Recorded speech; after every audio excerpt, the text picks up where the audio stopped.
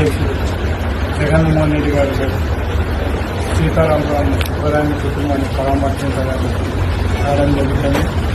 పూర్వకల్ ఎయిర్పోర్టుకు 10 గంటలకు వచ్చి అక్కడి నుంచి బయలుదేరి పూర్వకల్లు హుస్సేనాపురం సోమయాలపల్లి మీద పాండ్యం మీద నంద్యాల బైపాస్ రోడ్లో సీతారామపురంలో వాళ్ళ కుటుంబ సభ్యులందరినీ కూడా ఐలూరు మెట నుంచి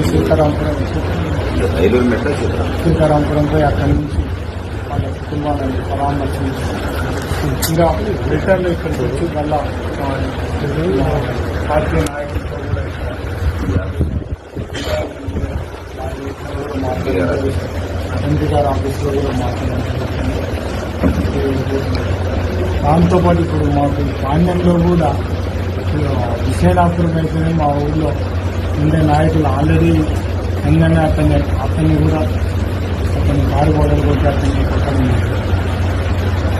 గరివేమల మండలం వదిలితే రవి అని అతన్ని మొత్తం ఆల్మోస్ట్ చనిపోయే స్టేజ్, చనిపోయినాడని వదిలిపెట్టిన స్టేజ్ అంటే మేము ఉండినప్పుడు ఇటువంటి పరిస్థితి ఎప్పుడు రానింది.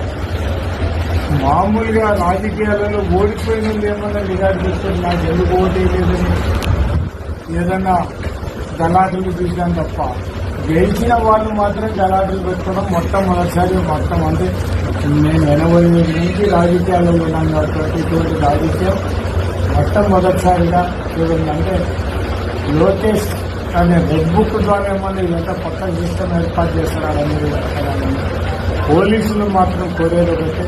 ఇప్పుడు ఎస్పీ గారితో కూడా మాట్లాడడం జరిగింది. మీరు ఎవరు తప్పు చేసినా స్టేట్ చేయగలుగుతారు. ఖచ్చితంగా లా అండ్ ఆర్డర్ కాపాడాల్సిన బాధ్యత ఉంది కాబట్టి పోలీసులు ఎవరు తప్పు చేసినా వాళ్ళు మీరు యాక్షన్ తీసుకుని